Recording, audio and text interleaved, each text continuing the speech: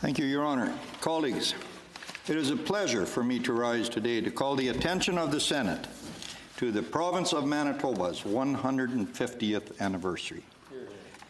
150 years ago, colleagues, Manitoba became Canada's 5th province and the only province to enter Confederation under Indigenous leadership. At the time, Manitoba was known as the postage stamp province because it was a small square, 1/18 of its current size. It wasn't until 1881 that its borders were changed to what they are today. And as they say, you should never underestimate small beginnings. Over the next 150 years, Manitobans would prove to be resilient in the face of difficulties, resourceful in overcoming challenges, and renowned for its leadership and performance in many areas. This year is a year we invite all Canadians to not only explore our province's history, but to also discover our beauty, meet our people, and experience our culture. In my view, Manitoba is a tremendous illustration of the diversity and the unity upon which Canada was founded and upon which our future depends. For a province which was birthed in hardship and persevered to become the beacon it is today, it is somewhat ironic that the celebrations of our 150th year have been interrupted by the greatest health challenge in the last century, the COVID-19 pandemic. Due to COVID-19, the province announced that all Manitoba 150 events are paused until 2021.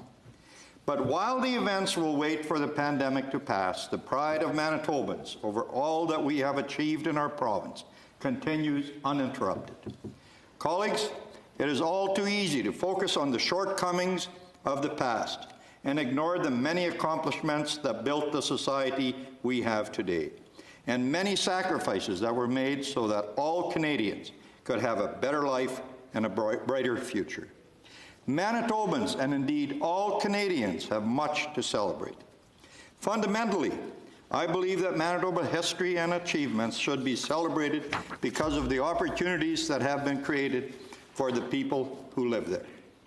Those opportunities were not created without struggle and conflict, because people sometimes had different perspectives on how that should be achieved.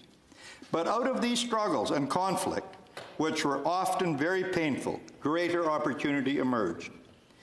In the very first efforts that were made to establish a province in the Red River Valley, a fundamental goal was to establish a foundation of opportunity for the people who lived there.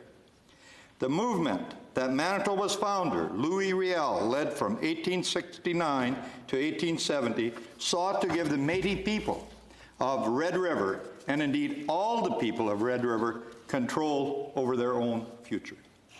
We know that the historic events surrounding Manitoba's entry into Confederation had many misunderstandings and very painful components. It was not an easy time. However, looking back over the experience of the past 150 years, Manitobans today celebrate Riel's pivotal place in our history. Today, Louis Riel is recognized as the founder of Manitoba, and Louis Riel Day is celebrated as a statutory holiday in my province. Just as Manitoba's founding involved conflict and strong differences of opinion, the evolution of Manitoba since that time has also not been free of political struggles and intense debates. The Manitoba schools question was one such pivotal event that had a lasting impact. It was provoked when the provincial Liberal government, elected in 1888, abolished the dual education system that had existed since the province's founding and instead set up a non-denominational school system. Funding for Catholic schools was eliminated, and the law mandated that schools had to be conducted in English only. That action, which by the way was opposed by the Conservatives, created immense divisions within Manitoba and indeed the entire country. It was not just the Francophone minority that was impacted, but other minorities as well, including my own Mennonite community. Communities that had educational independence up to that point lost those rights. This created immense divisions, and the so-called compromise, belatedly negotiated between the provincial Liberal government and the federal Liberal government in Ottawa after 1896, did not resolve that matter. But what is perhaps more important is the resilience that existed, enabling the province to continue forward. The communities negatively and unjustly impacted by Manitoba Schools Act survived. Ultimately, they would prosper and rebound. Ultimately, those same communities contributed to building opportunity not only for themselves, but for the entire province. The experience of the Winnipeg General Strike of 1919 illustrates a similar resilience. That strike, too, left a bitter legacy. But here as well, the events ultimately served to unite workers and help galvanize the labor movement, not only in Manitoba, but throughout Canada. The Winnipeg General Strike was linked to the global events of the time. It is not surprising that many responded to that strike because of fear related to those global events. But the lesson that was ultimately learned was about how to balance and protect workers' rights within a free economy. How that happened and the nature of the balance that was struck shaped my province and its character.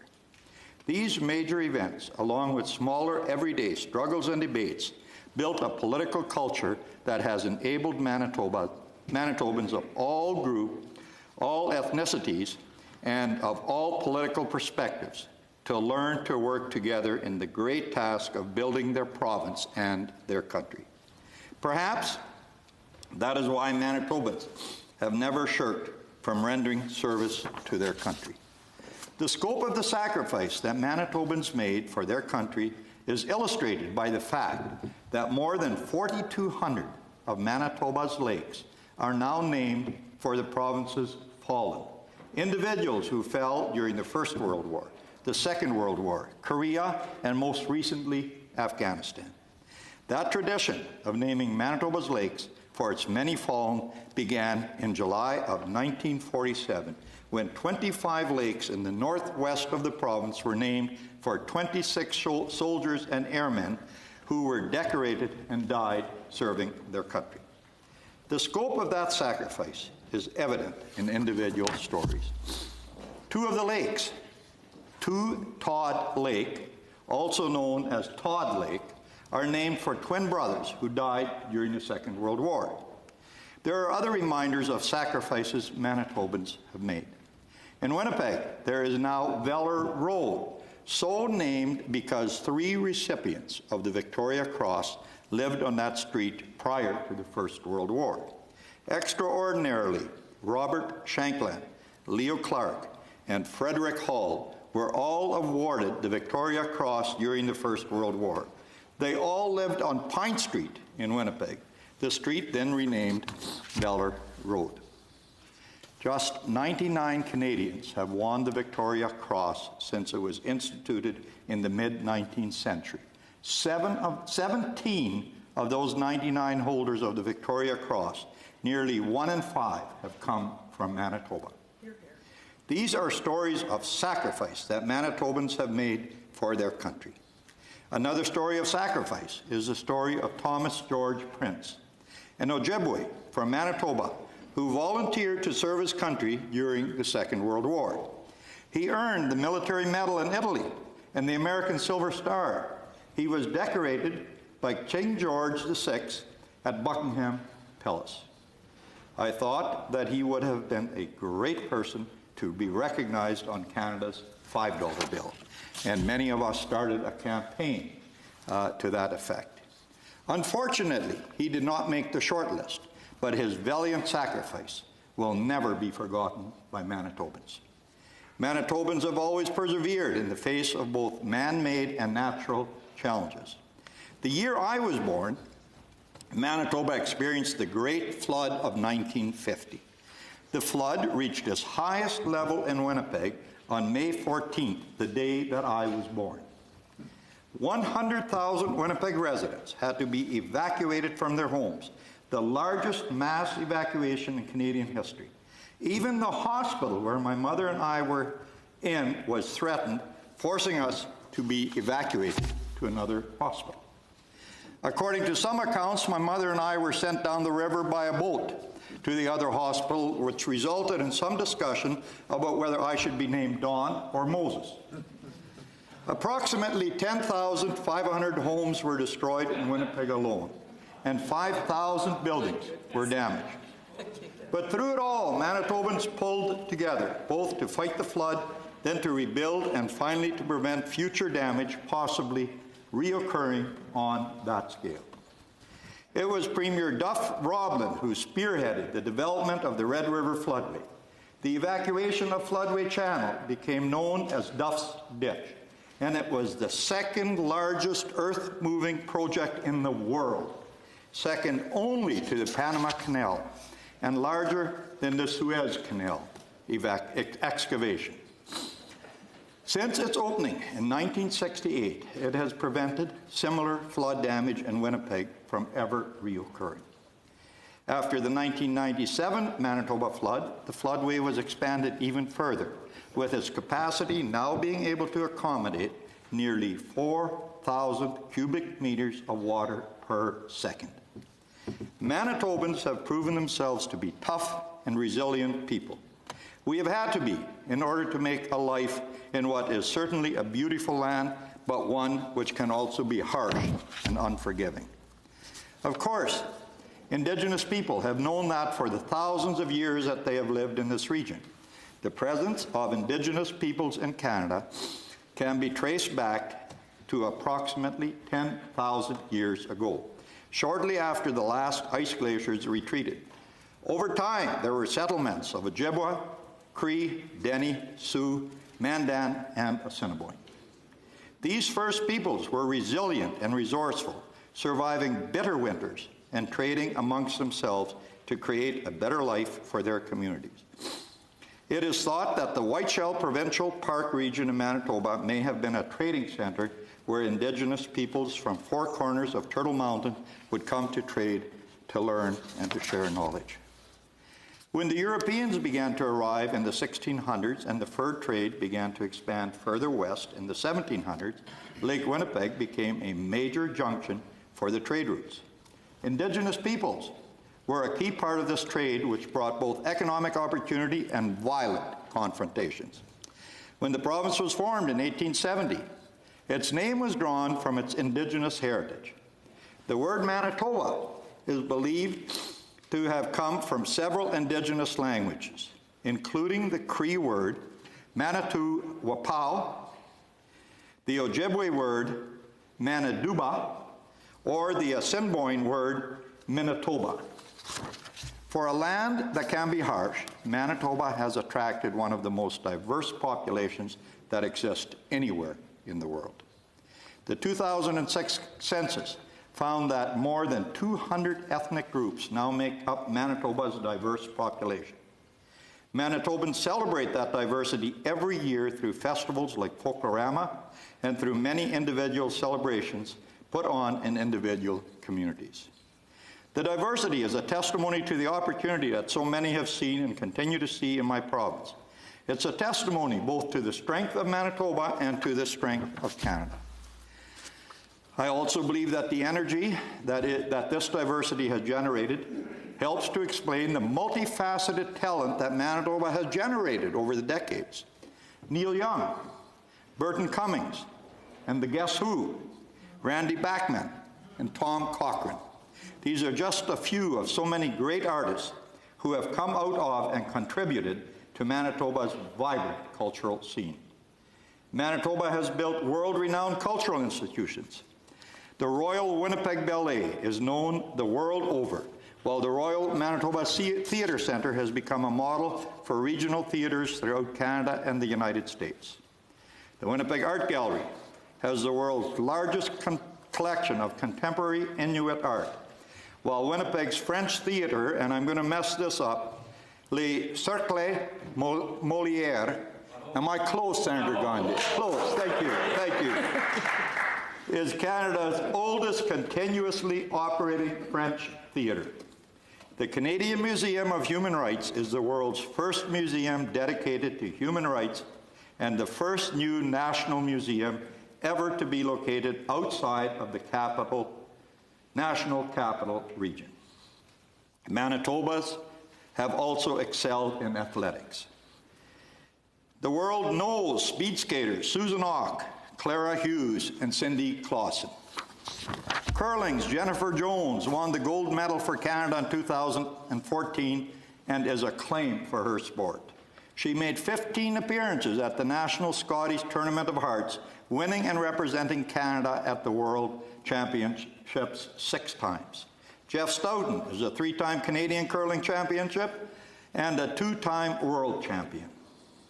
I do not believe that anyone can go to a Winnipeg Jets game and not be swept away by the enthusiasm and love that Manitobans have for their team. The Winnipeg Blue Bombers have made the most Grey Cup appearances, more than Saskatchewan, having played for the coveted trophy 25 times and winning 11 of those. So many individual Manitobans have also made major contributions to the world. Belder Stephenson, known as the father of canola, who is said to have changed the face of the prairies.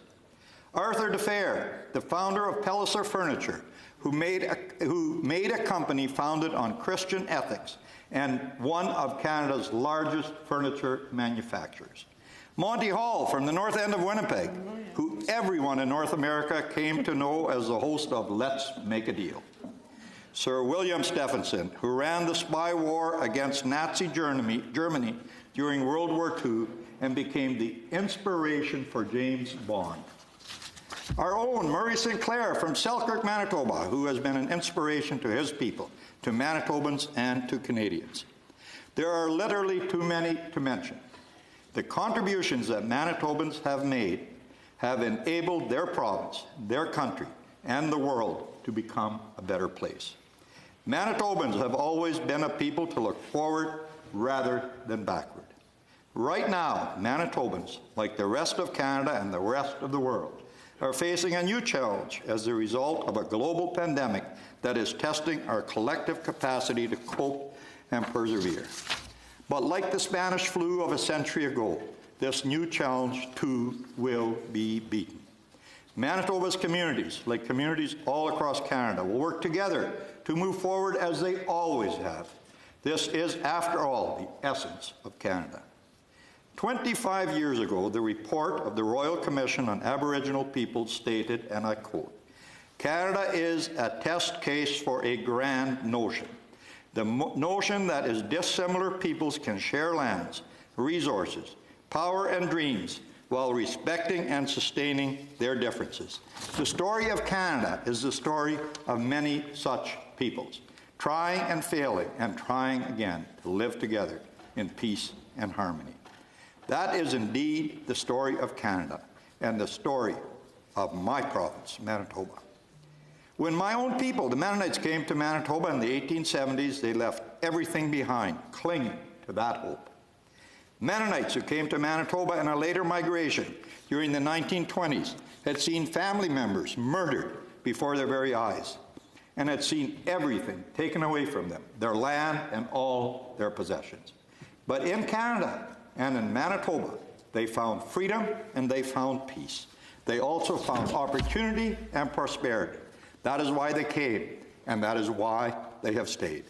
Canada and Manitoba remain attractive to the world because they still carry that same hope for the peoples of the world. Today, colleagues, I invite you to join me in celebrating Manitoba's 150th anniversary. It is an opportunity to remember what has been accomplished and to work hard for an even better future in the next 150 years. Thank you.